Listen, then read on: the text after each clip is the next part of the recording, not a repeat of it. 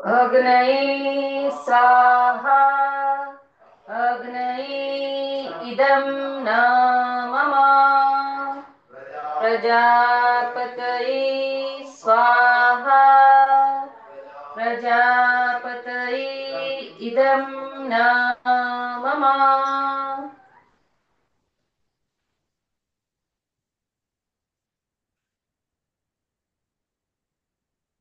चिकित्सेमध्ये काय काय वापरतात?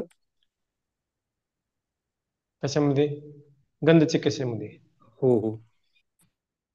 गंध चिकित्सेमध्ये आपल्याला 4-5 प्रकारच्या तिथं हे आहेत, वस्तू वापरायचे आहेत. त्यात हिंग आहे, त्यानंतर हळद आहे, ओवा आहे, त्यानंतर आपल्या गोवऱ्या घ्यायच्या आपल्याला. पण ह्या गोवऱ्यांवरती हे आपण काय करतोय, अगोदर टाकतोय सर्व.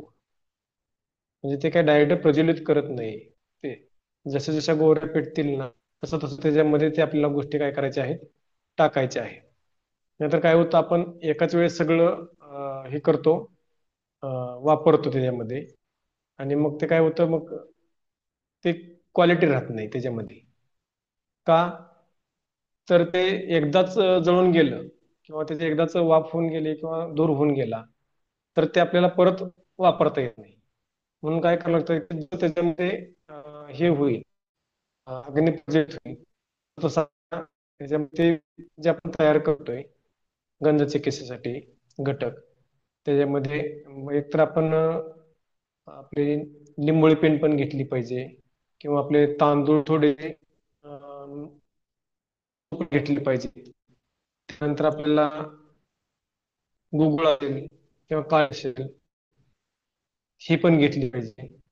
हळदी आहे किंवा चंदन पावडर असेल किंवा नाग किंवा उडिंग आहे किंवा आपल्या नारळाचा चूर आहे थोडा, आणि ओवा आहे. ह्या गोष्टी तिथं घ्यायच्यात की ह्या सगळ्या गोष्टी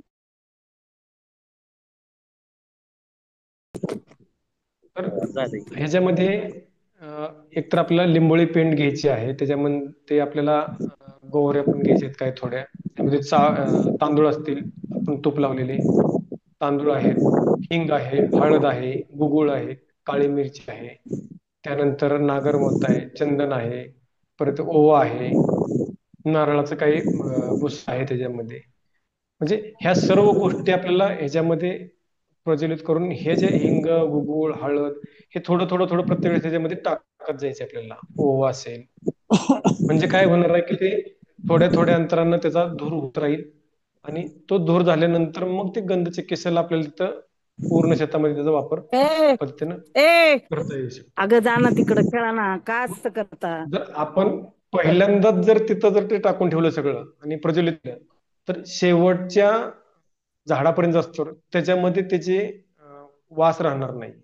कारण पहिल्यांदाच तो काय होईल, आपला पटकन निघून जाईल, जळून जाईल किंवा त्याचं दूर होऊन जाईल. म्हणून आपल्याला काय करायचं, प्रत्येक वेळेस थोडं थोडं त्याच्यामध्ये टाकत राहावं लागतं.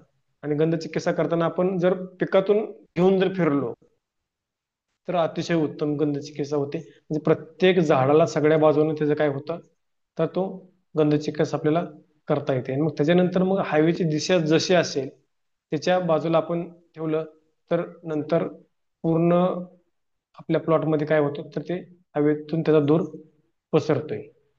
त्याच्यामुळे आपल्याला अजून फायदा होतो की ते जे आपण फिरलोय तो तर पूर्ण वृक्षाला झालाच, पण नंतर जे येणारी हवा असते तोपर्यंत पण ती हवा काय होतं, आपली शुद्ध होऊन आपल्या प्लॉटमध्ये जात राहते. ठीक आहे. हे मडक्यात तयार करून हिंडायचं का?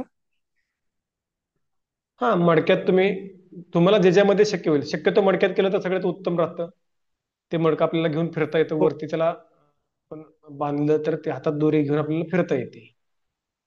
मडक्याचं तोंड पसरट असावं वरून, म्हणजे जास्तीत जास्त त्याच्यातून धूर आपल्याला व्यवस्थित बाहेर येणार असावा.